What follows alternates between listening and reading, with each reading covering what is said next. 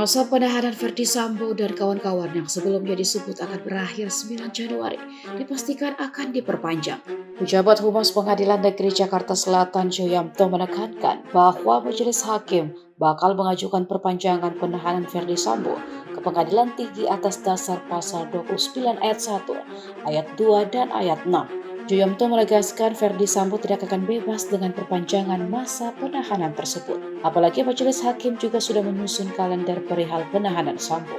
Joyamto menjelaskan Pengadilan Negeri Jakarta Selatan memang bisa mengajukan perpanjangan masa penahanan jika Sambo belum selesai diperiksa. Menurut dia, ada pasal di KUHP yang memungkinkan itu terjadi. Jika pemeriksaan ternyata belum selesai di tingkat pengadilan negeri dengan masa penahanan 90 hari tersebut, bisa dimintakan perpanjangan ke pengadilan tinggi.